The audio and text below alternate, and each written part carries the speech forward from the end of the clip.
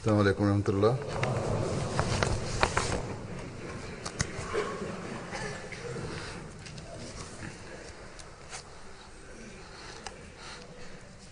अशहदु अल्ला इलाहा इल्लल्लाह वहदहु ला शरीका लहु وأشهد أن محمدا عبده ورسوله أما بعد فأعوذ بالله من الشيطان الرجيم بسم الله الرحمن الرحيم الحمد لله رب العالمين الرحمن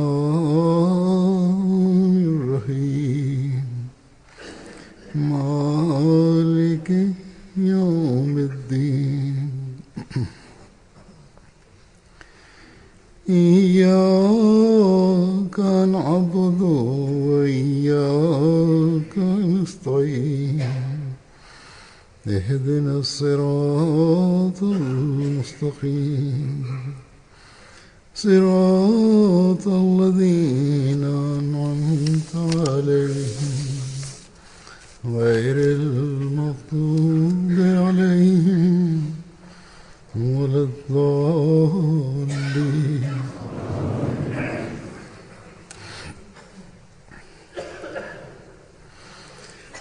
पैगंबर सल्लल्लाहु अलैहि वसल्लम गा नॉजुल बोलगान इस्लाम तालीमात bizga har bir ishimizda rahnamalik qiladi.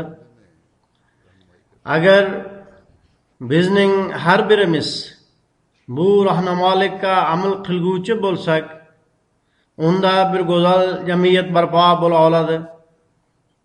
Bugun g'ayri musulmon dunyo musulmonlar va islomga e'tiroz bildirmoqda. Ular islomga e'tiroz bildirish o'rniga musulmonlarning to'g'ri yo'sinda bu ta'limga amal qilishlari sabab ularning namunalarini misol keltirib islomni yoqtirib qolishlari mumkin edi. Biroq baxtga qarshi musulmonlarning ko'pchiligi Alloh taolaning ushbu ahkomini o'qishadi, unga hurmat ko'zi bilan qarashadi, ammo bajarish paytida uni nazardan chetda qoldirishadi. Qur'oni Karimda sanoqsiz ahkomlar bor. Alloh taolo esa ularni bir jumlada jamlab qo'ygan. U shunday deydi: Laqad kana lakum fi rasulillahi uswatun hasana. Ya'ni albatta sizlar uchun Allohning payg'ambarida yaxshi namuna bordir. Payg'ambar sallallohu alayhi va sallamning hayotlari uydan tortib jamiyatdagi munosabatlargacha keng bo'lib, Qur'oni Karim ahkomlariga amal qilguvchi edi. Demak, biz haqiqiy muvaffaqiyatga har bir munosabatimizda ushbu namunani ko'z oldimizga qo'yganimizdagina erisha olamiz.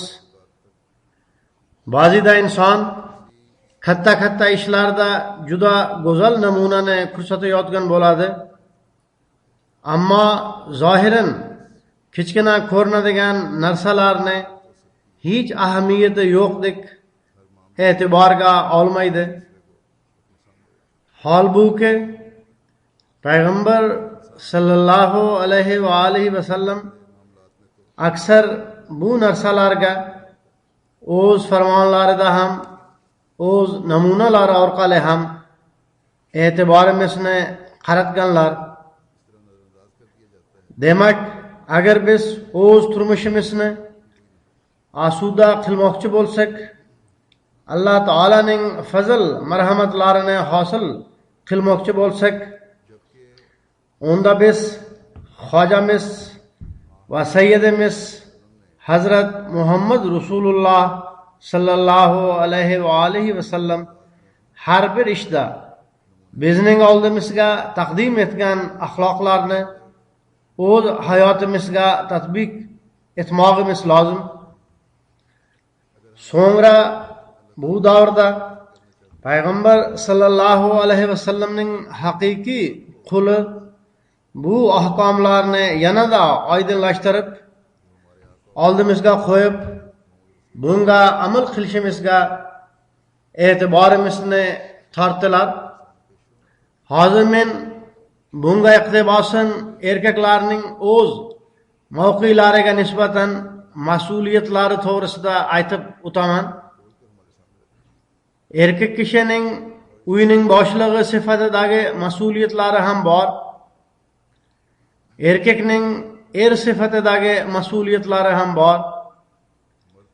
Erkakning ota sifatidagi mas'uliyatlari ham bor. Yana erkakning farzand sifatidagi mas'uliyatlari ham bor. Agar har bir erkak kishi bu mas'uliyatlarni tushunib, ularni ado etishga harakat qilsa, unda bu jamiyatning keng miqyosdagi tinch totuvligini o'rnatish, o'zaro mehr muhabbat hamda birodarchilikni qoyim qilish sababchisi bo'ladi. Ana shu narsalar farzandlarni tarbiyalash vositasi bo'lib, tinchliksevar hamda inson huquqlarini o'rnatuvchi avlodning ko'payish vositasiga aylanadi.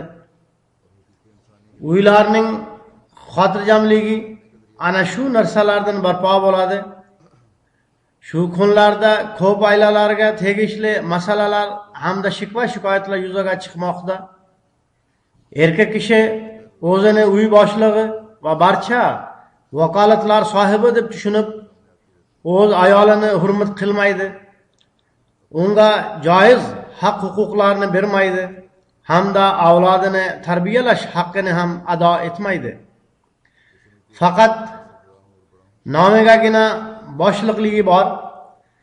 Aksar Hindiston va Pokistondagi ba'zi ayollar tomonidan erlar bizni urib, kaltaklab, tanamizni ko'kartirib yuborgan yoki jarohatlagan, yuzimizni shishirib tashlagan degan shikoyatlar kelib turadi. Hattoki ba'zi kishilar bu mamlakatlarda yashab turib ham shunday najo'ya ishlarni qilishadi. Yana ba'zi otalar o'g'il va qiz bolalariga zulm chegarasiga yetadigan munosabatda bo'lishadi.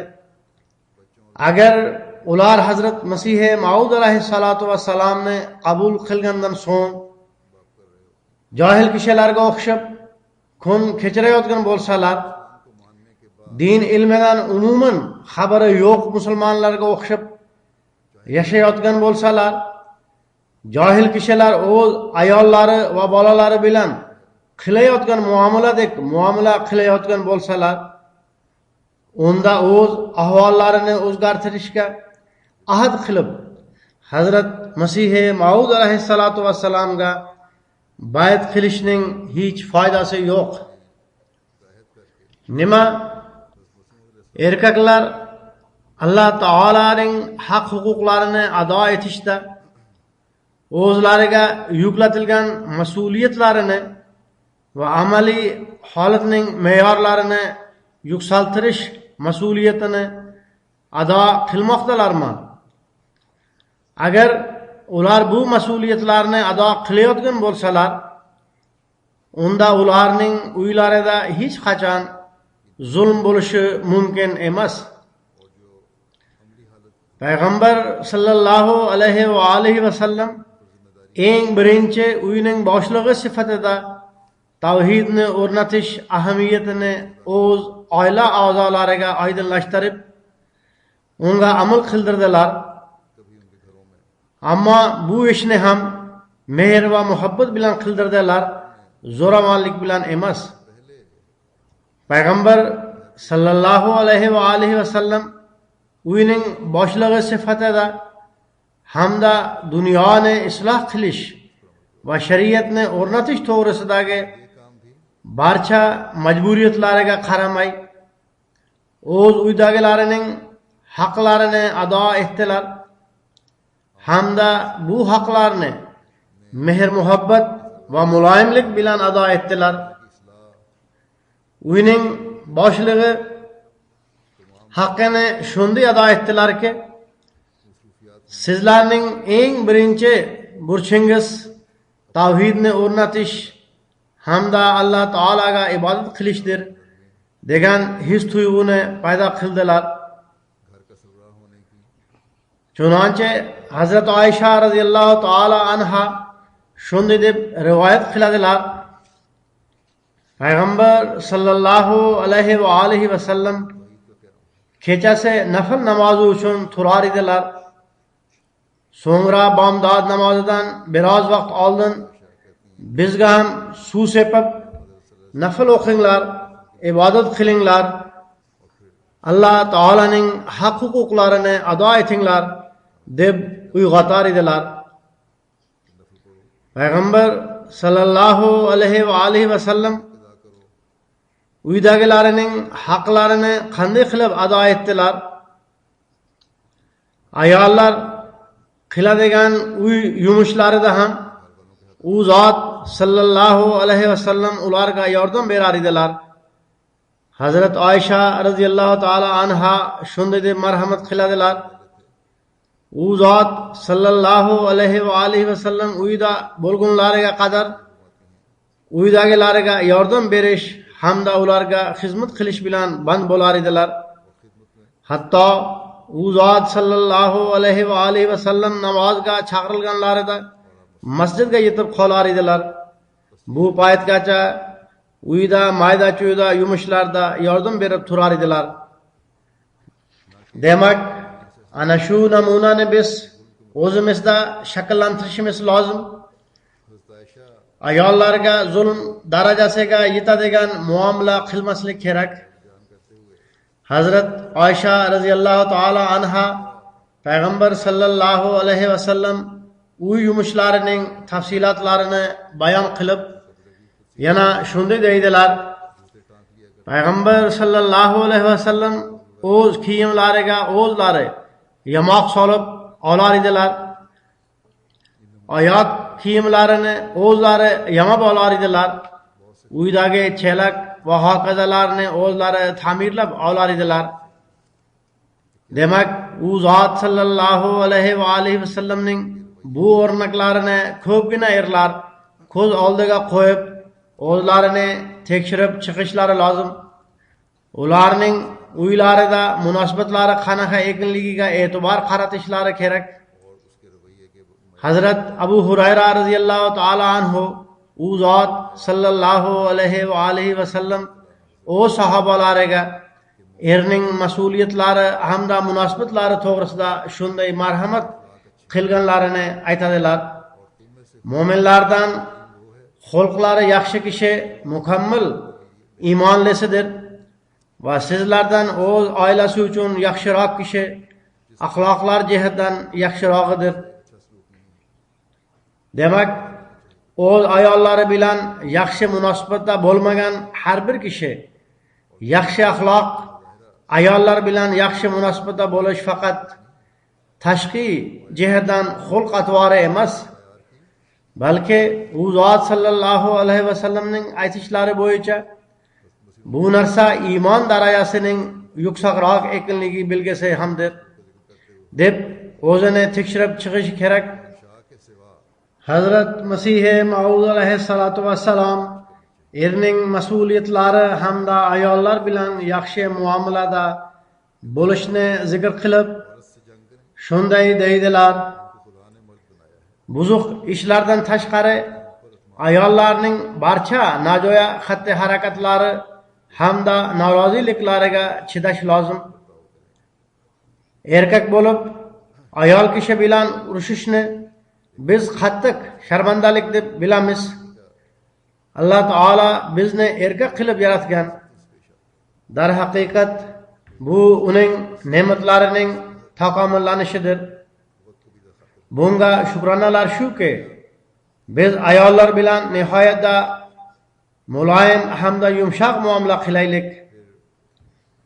Bir marta bir kishining o'z ayoli bilan qo'pol munosabati hamda haqoratli so'zlari zikr qilindi. Huzur alayhissalatu vassalam buni eshitgach o'ta ranjib, xafa bo'ldilar. Yana shunday dedilar: bizning kishilarimiz bunday bo'lmasligi kerak.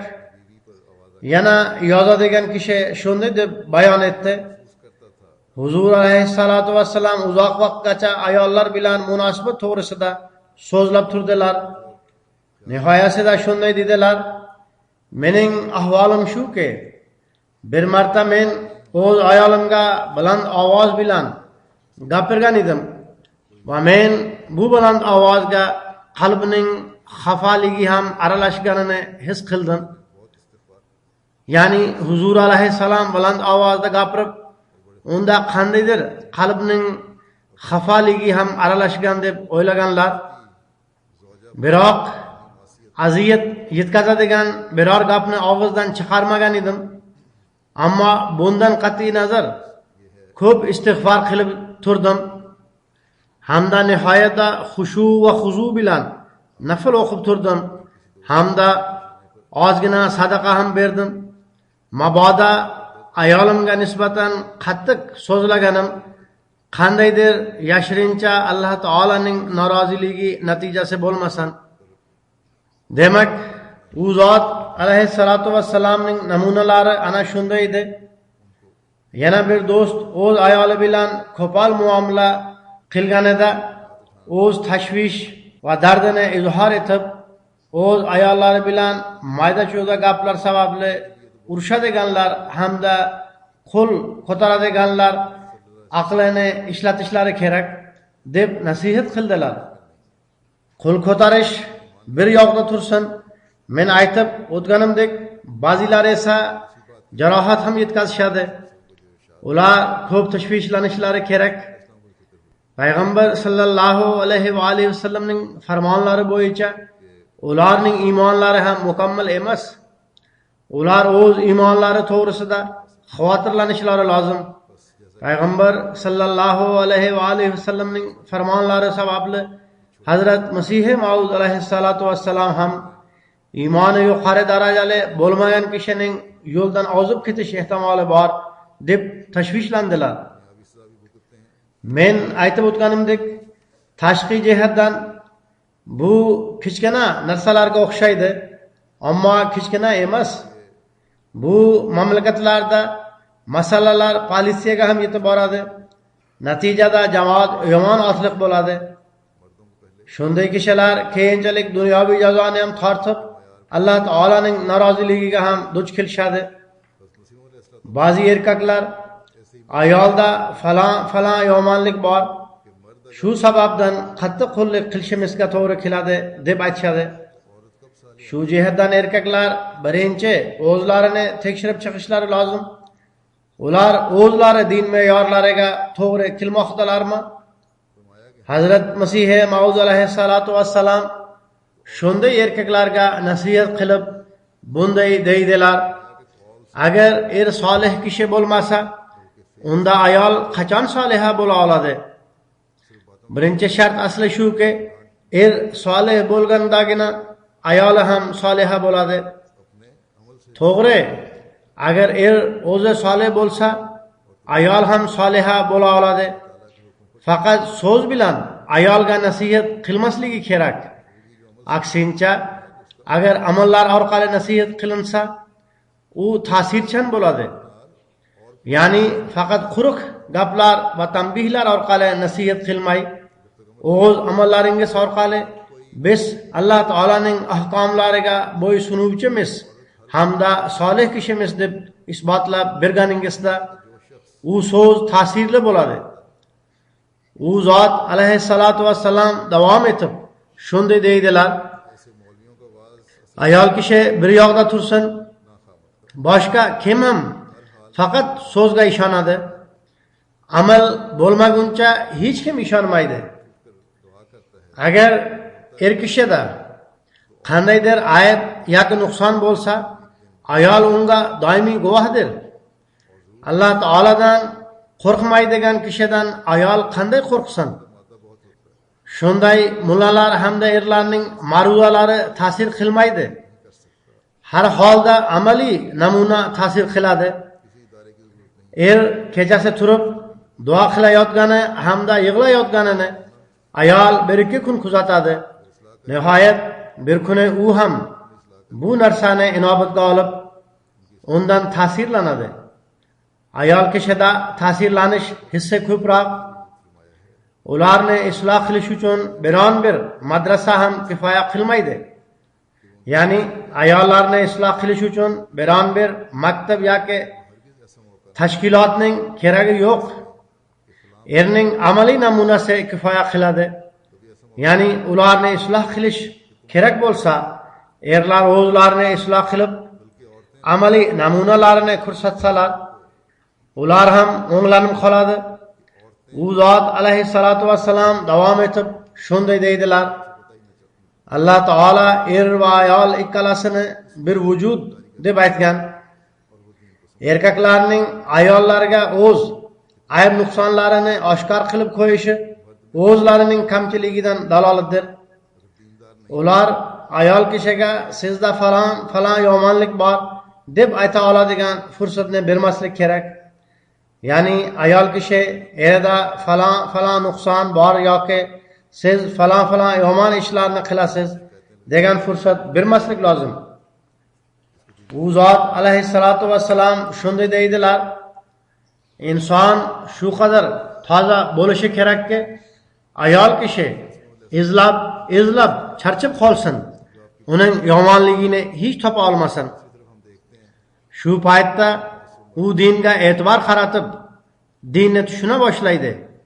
Ya'ni harakat qilishidan qat'iy nazar, erkak kishida hech yomonlik topilmagan vaziyatda ayol kishi dinga qiziqmagan bo'lsa ham dinga nisbatan e'tibori qaratiladi. Men shu yerda kuzatganmanki, ayollar erkaklarga qaraganda dindorroqdirlar. Ular ba'zida erlarimiz dinga unchalik e'tibor bermaydilar deb shikoyat ham qilishadi. Bir tomondan Hazrat Masih Maud alayhissalatu vassalam bayat qilgan erkaklardan ko'p umiddadirlar. Ikkinchi tomondan biz kuzatganmizki, ko'pgina erkaklar to'g'risida ayollar bular namozda yalqovlik qilishadi. Jamoat bilan namoz o'qish bir yoqda tursin, uyda ham namoz o'qimaydilar deb shikoyat qilishadi.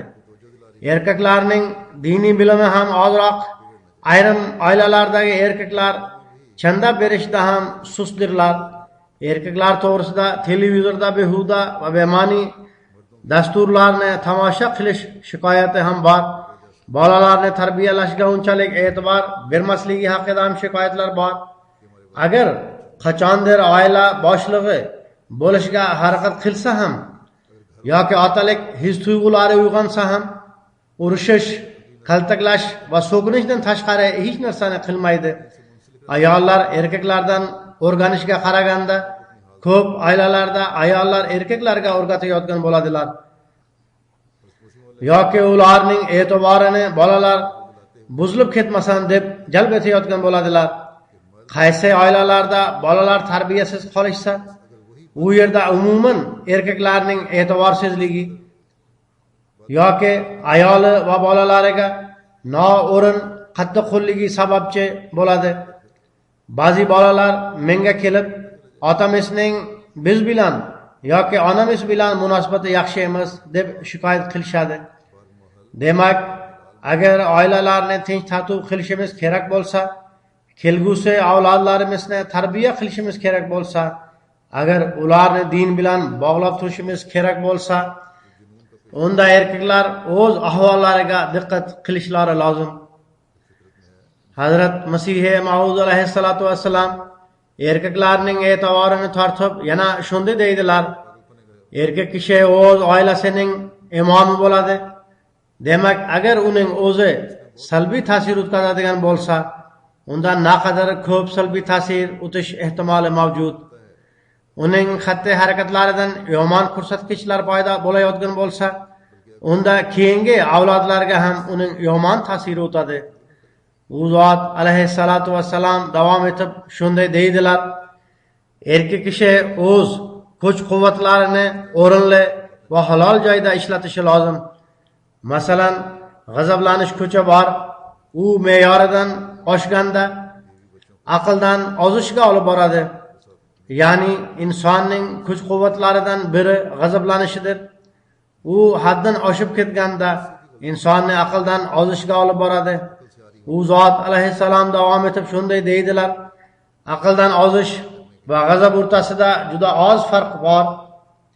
Qattiq g'azablangan kishidan hikmat chashmasi tortib olinadi. Hattoki agar muxolif kishi bilan bo'lsa ham g'azablanib gapirmasin. Oila a'zolari bir yoqda tursin, dushmanlar bilan ham g'azablanib gapirmaslik kerak. Demak, oilada ana shu me'yorlar bo'lishi zarur. Ayol va bola chaqaga g'azablanmaslik lozim. Hattoki muxolif kishi bilan ham g'azablanib, aqlni qo'ldan boy berib gaplashmaslik kerak.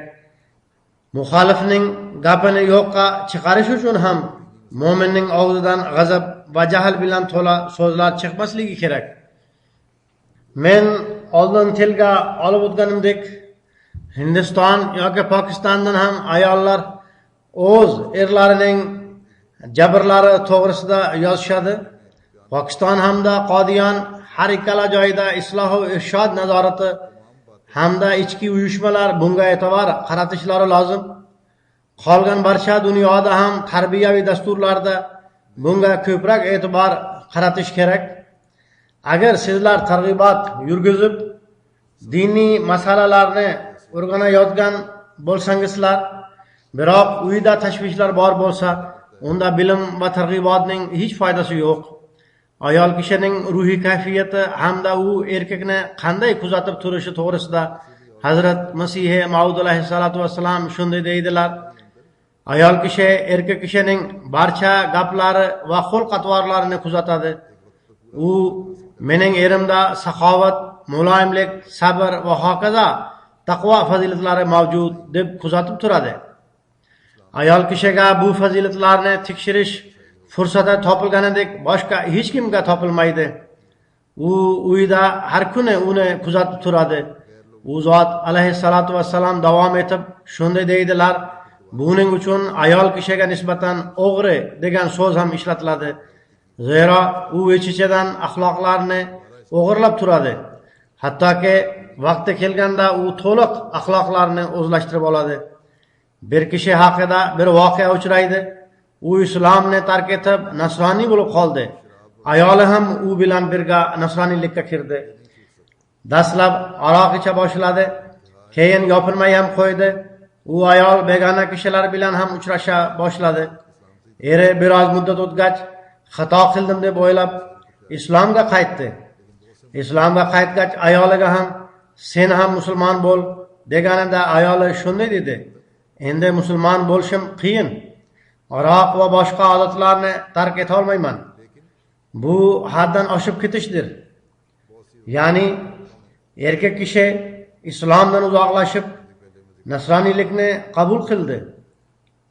Ammo ko'pgina shunday erkaklar borki, ular islomni tark etmaydilar. Nomigagina islom bilan bog'lanib, o'zlarini musulmon deb aytishadi. Biroq erkinlik nomi ostida ko'p nojo'ya ishlarga aralashib ketishadi. Men oldin aytib o'tganimdek, ularga qarab turib yoki erining taklifi bo'yicha ular ham o'sha atrof muhitga og'ib ketishadi. Biroz muddat o'tgach, erkaklarda ayolimiz haddan oshdi degan o'y paydo bo'lganda, uni o'sha oshiqcha erkinlikdan qaytarishga harakat qilganida janjallar boshlanadi, urush, kaltaklash boshlanadi. Men tilga olib o'tganimdek, shunday voqealar yuz berib turadi. So'ngra o'rtaga politsiya tushadi. ayollar hamda bolalar huquqlarini himoya qiladigan tashkilotlar o'rtaga tushadi. Keyinchalik oilalar buzilib, bolalar barbod bo'ladi. Demak, oilalar buzilishi va bolalarning barbod bo'lishidan oldin erkaklar islom ularga ayoli va bola chaqasi to'g'risida yuklagan mas'uliyatlarni tushunishlari lozim. Ayollarning huquqlari va ular bilan munosabati to'g'risida bir joyda Hazrat Masih Maud alayhissalatu vassalam shunday deydilar: ayollarning haq-huquqlarini islom himoya qilganidek boshqa hech bir din umuman himoya qilmagan. Islom qisqa so'zlar bilan valahunna mislullazi alayhinna deydi. Ya'ni erkaklarning ayollarga nisbatan bo'lgan haq-huquqlari singari ayollarning ham erkaklarga nisbatan haq-huquqlari mavjud. U zot alayhissalatu vassalam davom etib shunday deydilar: ba'zi kishilar to'g'risida biz eshitib qolamiz. Bu bechoralarni oyoq kiyimidek tushunishadi. Eng yomon ishlarni ular orqali qildirishadi. Ularni tahqirlashadi. Ularga haqorat ko'zi bilan qarashadi. Hijob to'g'risidagi ahkomlardan noto'g'ri foydalanib, ularni tiriklayin ko'mib qo'yishadi. Ya'ni hijobga nisbatan nihoyatda shu qadar qattiq qo'llik qilishadiki, ayol kishiga nafas olish ham qiyin bo'lib qoladi. Bunday qattiq qo'llik qilmaslik lozim. Islom o'ta komil din. Ikkinchi tomondan ayollar ham o'rta me'yorlik yo'lini tutishlari kerak. Hijobda yengillik nomi bilan haddan oshmasanlar. Ba'zilarning haddan oshishlari kuzatilgan. Hijoblari nomigagina hijob bo'lib qolgan. Bu ham noto'g'ri. Demak, ayollar ham bu narsani esda tutsinlarki, bosh va tanani hayot talablarini amalga oshirgan holda o'rash zarur. Alloh taolaning buyrug'i ham shu. Buni e'tiborga olish kerak. Er va xotin o'zaro qanday munosabatda bo'lishi kerak? Buni bayon qilib, Hazrat Masih Maud alayhissalatu vassalam shunday deydilar: erlarning ayollari bilan ikki haqiqiy do'stlarining o'zaro aloqasi bo'lganidek aloqasi bo'lishi lozim. Insonning fazilatli axloqlari hamda Alloh taolo bilan bo'lgan aloqasining eng birinchi guvohi o'sha ayol bo'ladi. Agar uning ular bilan yaxshi aloqasi bo'lmasa, unda Alloh taolo bilan qanday sulh tuzishi mumkin? Agar oilasi bilan munosabati yaxshi bo'lmasa, unda Alloh taolo bilan sulh tuzish hamda uning ahkomlariga amal qilish ham mushkul.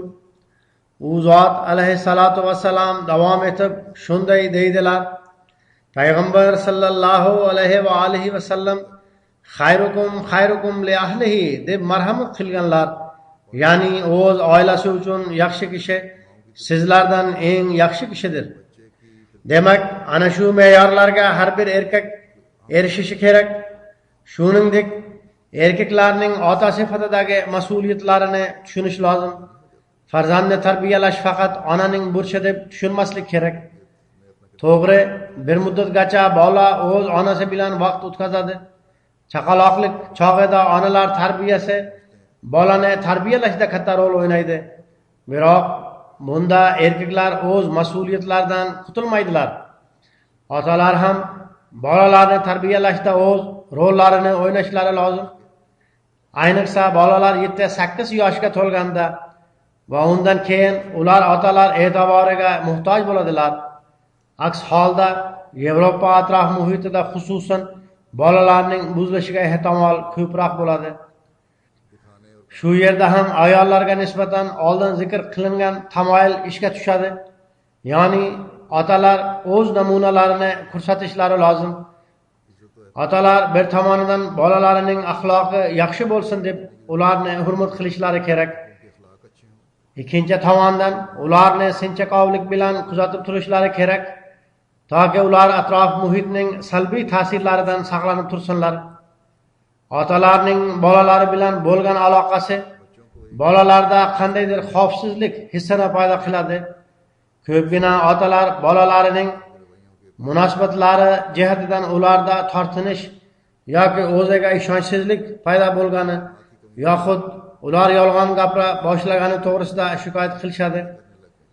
Otalarga sizlar bolalarga yaqinlashinglar, ular bilan shaxsiy hamda do'stona aloqa o'rnatinglar deb aytilganda shu narsa kuzatilganki, natijada bolalardagi ayb kamchiliklar bartaraf bo'la boshlagan. Demak, bolalarda tashqaridagi atrof muhitdan saqlanish hissini paydo qilish uchun otalar bolalar bilan biroz vaqtni tashqarida o'tkazsinlar.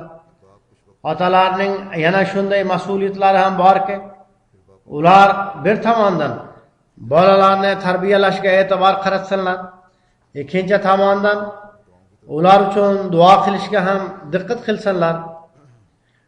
Bu ham muhim narsadir. Diniy jihatdan tarbiyalashga e'tibor qaratinglar. Tarbiya darhaqiqat Alloh taolaning fazl marhamati bilan samarali bo'ladi. Ammo inson o'zi ham harakat qilishi kerak. Tarbiyalashning yo'l yo'rig'i hamda bolalar uchun duo qilishga e'tibor qaratib, Hazrat Masih Maud alayhissalatu vassalam shunday deydilar: hidoyat hamda haqiqiy tarbiya Alloh taolaning ishidir. Biron bir ishning orqasidan ortiqcha qattiq turib olish hamda har bir ishda o'ta qaysirlik qilish, ya'ni bolalarga bo'lar bo'lmasga dashnom berish, bu biz hidoyatga egamiz, biz o'z xohishimizga muvofiq to'g'ri yo'lga solamiz deganini bildiradi. Bu ham maxfiy shirkdir. Bizning jamoatimiz bundan saqlanishi kerak. U zot alayhissalatu vassalam o'zlari to'g'risida shunday deydilar: biz bolalarimiz uchun duo qilamiz. Oddiygina qoida qonunlar, ta'lim, adab axloqlariga rioya qildiramiz. Ya'ni ta'lim qanaqa, uning adab axloqlari qanaqa, uning qonun qoidalari qanaqa, bularga rioya qilishga e'tibor qaratib turinglar. Bundan ko'proq emas, so'ngra to'liq Alloh taolaga tavakkul qilamiz. Kimda qanday saodatmandlik urug'i bo'lsa, u o'z vaqtida ko'karadi. Demak, biz esda tutishimiz kerak, Hazrat Masih Maud alayhissalatu vassalam biz duo qilamiz deb aytganlarida, bu duo ham yuksak darajali, uni arzimas narsa deb tushunmaslik lozim. Duoning ana shu me'yorlariga erishishimiz uchun o'ta ko'p sa'y harakat qilmoqimiz lozim. Bu arzimagan narsa emas. Shuning uchun otalar bunga e'tibor qaratishlari kerak. Ota sifatida farzandlarni tarbiyalashga qanday va qancha e'tibor qaratish kerak? Bu haqda Hazrat Masih Maud alayhissalatu vassalam bir joyda batafsil shunday deydilar: ba'zi kishilar biz farzand uchun mol davlat qoldirishimiz kerak deb o'ylashadi. Men hayratlanaman. Ular mol davlatni qoldirishni o'ylaydilar, ammo farzandi solih bo'lsin, badkirdor bo'lmasin deb o'ylamaydilar va tashvishlanmaydilar. Bu narsaga parvo ham qilmaydilar. Ba'zida shunday kishilar farzandi uchun mol davlat to'playdilar, farzand tarbiyasi to'g'risida tashvish hamda parvo qilmaydilar. Ular o'z hayotligida farzand orqali ham tashvish chekishadi va uning qilmishlari sabab qiyinchiliklarga duch kelishadi. Ular to'plagan mol davlat, bu mol davlatni ular qaysi yo'llar orqali to'plaganlarini Alloh taolo o'zi biladi. Bu mol davlat nihoyasida badkirdorlik hamda aroqxo'rlikka sarflanadi. Bu farzand shunday ota-onalar uchun fitna hamda badkirdorlikka voris bo'ladi. Farzand sinovi ham o'ta katta sinovdir. Agar farzand solih bo'lsa, unda hech muammo yo'q. Alloh taolo o'zi va huva yatawallas solihin deb marhamat qiladi. ya'ni Alloh taolo o'zining solih bandalariga homiy bo'ladi. Agar avlod baxtsiz bo'lsa, u uchun 100 minglab rupiyani qoldirib ketsangiz ham, u badkirdorlik ishlarida pulni yo'q qilib, yana qashshoq bo'lib qoladi. U o'zi uchun shart bo'lgan musibat hamda mushkulotlarga tushadi. Kimda kim o'z o'y fikrini Alloh taolaning roziligiga muvofiqlashtirib olsa, u farzandi tomonidan xotirjam bo'ladi. U uning tarbiyasi uchun harakat qilib duo qilsin. Shunday ahvolda Alloh taolo uni asrab olib, unga homiylik qiladi. U zot alayhissalatu vassalam davom etib shunday deydilar: Hazrat Davud alayhissalomning bir so'zi bor. U zot alayhissalomning aytishi bo'yicha, men navqiron edim, voyaga yetib keksayib qoldim. Men taqvodor kishida hech qachon rizqning tanqisligini ko'rmaganman. Avlodini ham tilamchilik qilayotganini ko'rmadim. Alloh taolo bir qancha avlodlargacha bu narsani inobatga oladi. Demak, o'zlaringiz solih bo'linglar, avlodlaringiz uchun ezgulik hamda taqvoning namunasi bo'linglar. Ya'ni farzandning haq-huquqlarini ado etish uchun ham o'z ahvollaringizni islom ta'limotiga muvofiqlashtirishingiz kerak. Shundagina keyingi avlod to'g'ri yo'ldan yuradigan hamda ota-onalarining ko'zlariga quvonch sababchisi bo'la oladi. U zot alayhissalatu vassalam shunday deydilar: o'zlaringiz solih bo'lib, avlodlaringiz uchun ezgulik hamda taqvo namunasi bo'linglar. Farzandni taqvodor va dindor qilishga harakat hamda duo qilinglar. Sizlar ular uchun mol davlat to'plashga qanchalik sa'y harakat qilsangizlar, o'shunchalik bu ish uchun ham sa'y harakat qilinglar. U zot alayhissalatu vassalam yana davom etib shunday deydilar: avlodlaringiz uchun go'zal namuna hamda saboq bo'la oladigan ishlarni qilinglar. Shuning uchun zarur narsa shuki, eng birinchi o'zlaringizni isloh qilinglar. Agarda sizlar oliy darajadagi taqvodor va solih bo'lib qolsangizlar va Alloh taolani rozi qilsangizlar, unda Alloh taolo avlodlaringiz bilan ham yaxshi munosabatda bo'ladi degan ishonch mavjud. Bir tomondan islom otalarga farzandlarni tarbiyalashga e'tibor qaratinglar, ular uchun duo qilinglar deb aytadi. Ikkinchi tomondan farzandlarga sizlar voyaga yetganingizda ota-onalarning haq-huquqlari ham sizlarga yuklanadi deb buyurib, ularga ham mas'uliyatni yuklaydi. Sizlar ularni ado etishingiz lozim. Bu qarindosh urug'lar haq-huquqlarining bosqichlari bo'lib, ular bir-biri bilan bog'langanda tinch totuv jamiyat paydo bo'ladi. Ota-onalarning haq-huquqlarini ado etish naqadar mas'uliyatlidir. Bu qanchalik ahamiyatga egadir. Bu narsani har bir mo'min kishi tushunmoqi lozim. Bir o'g'il bola voyaga yetganida ota-onalarining haq-huquqlarini qanday ado etish kerak? Bu narsani tushuntirib, payg'ambar sallallohu alayhi va sallam shunday deb marhamat qiladilar. Abdullah bin Amrdan rivoyat qilinadi. Payg'ambar sallallohu alayhi va sallamning huzuriga bir kishi kelib, "Ya Rasululloh, men jihodga bormoqchiman" dedi. U zot sallallohu alayhi va sallam, "Ota-onalaringiz barhayotmi?" deb so'radilar. U kishi dedi, "Ha Rasululloh, ular barhayotdirlar." U zot sallallohu alayhi va sallam dedilar, "Ular ikkalasiga xizmat qiling. Ana shu sizning jihodingizdir." Demak, ota-onalarga xizmat qilish qanchalik muhimligi bu hadisdan oshkor bo'ladi. Faqat bu bilan cheklanmay, o'zaro mehr muhabbatni tarqatish uchun otalarning do'stlari bilan ham yaxshi munosabatda bo'lishga payg'ambar sallallohu alayhi va sallam buyurganlar.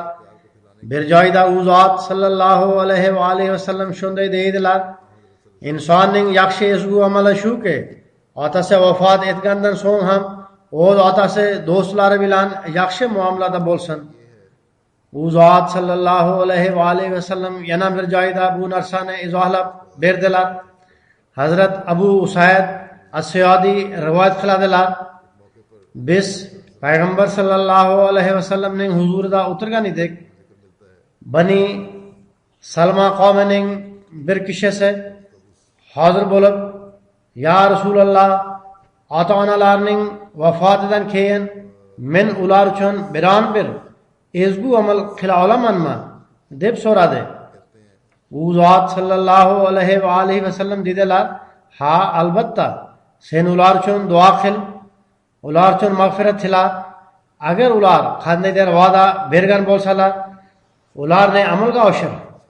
Ularning qarindosh urug'lari bilan ular o'z hayotlarida qilgan silay rahim hamda go'zal muomaladek silay rahim va go'zal muomala qil.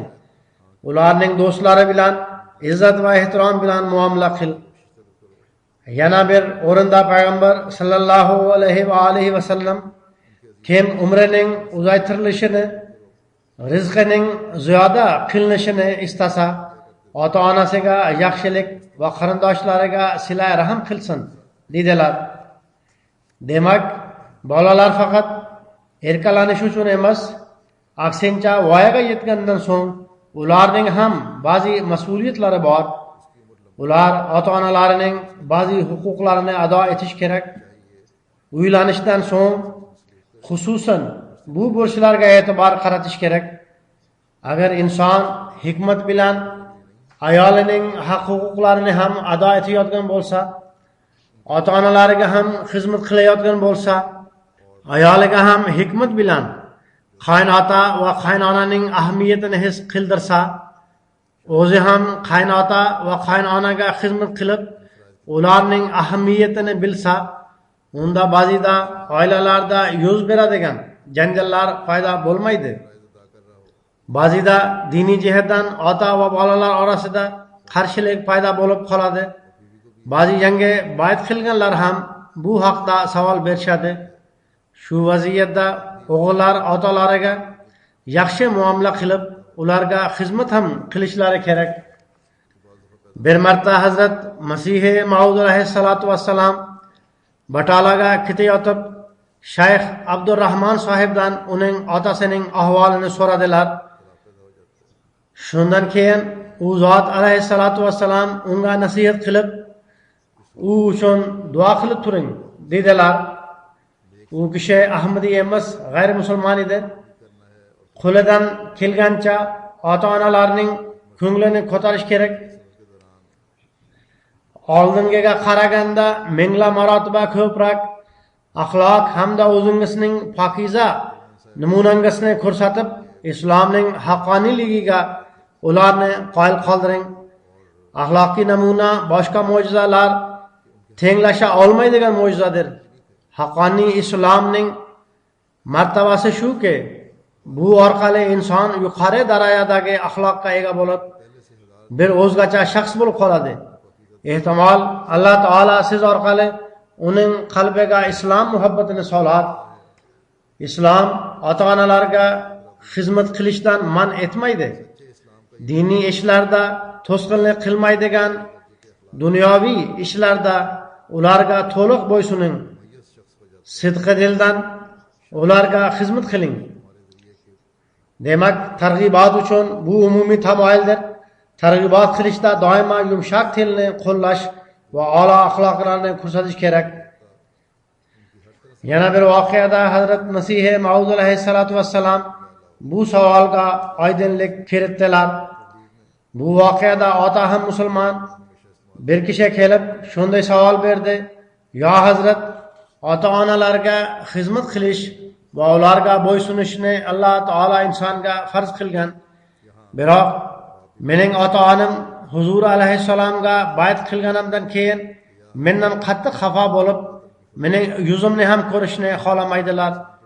Chunonchi men Huzur alayhissalomga bayt qilish uchun kelayotganimda ular menga bizga xat yozma, endi biz yuzingni ko'rishni ham istamaymiz dedilar. Endi men Alloh taolaning buyrug'ini qandoq bajarsam bo'ladi? Alloh taolo esa ota-onalarga xizmat qilinglar deb marhamat qilgan. Ular esa mening yuzimni ham ko'rishni xohlamaydilar. Men bilan aloqa qilishni istamaydilar. men ularga xizmat qilish farzini qanday amalga oshiray? U zot alayhissalatu vassalam shunday javob berdilar: Qur'oni Karim qayerda ota-onalarga bo'ysunish hamda xizmat qilishga buyurgan bo'lsa, u yerda Rabbukum a'lamu bima fi nufusikum in takunu solihina fa innahu kana lil awwabina ghafura deb ham marhamat qiladi. Ya'ni Parvardigoringiz qalblaringizda nima borligini yaxshi biladi. Agar sizlar solih bo'lsangiz, u albatta juda ko'p tavba qilguvchilarni o'ta mag'firat qilguvchidir. Sahoba kirom radhiyallohu anhum ham shunday qiyinchiliklarga duch kelganlar.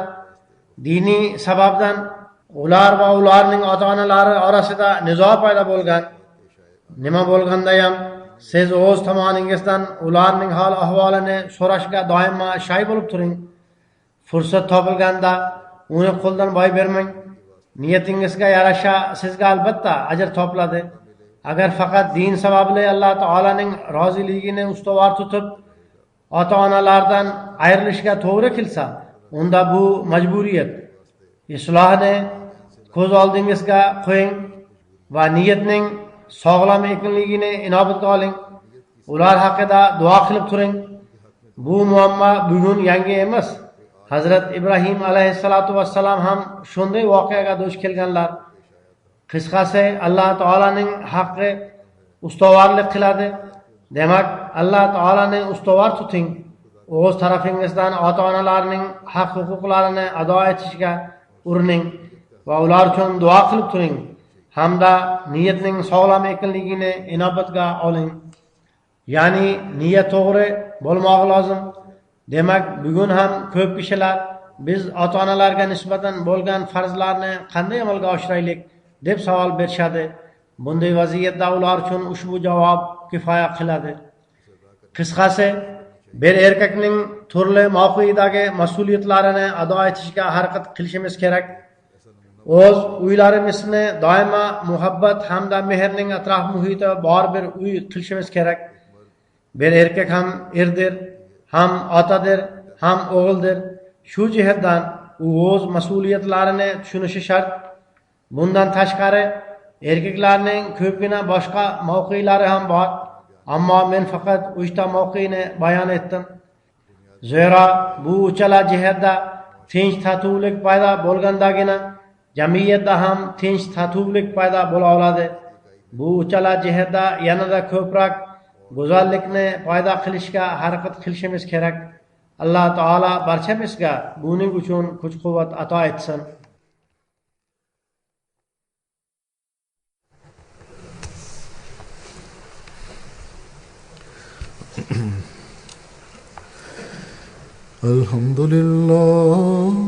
Alhamdulillah nahmaduhu wa nasta'inuhu wa nastaghfiruhu wa nu'minu bihi wa natawakkalu alayhi wa na'udzu billahi min shururi anfusina wa min sayyiati a'malina.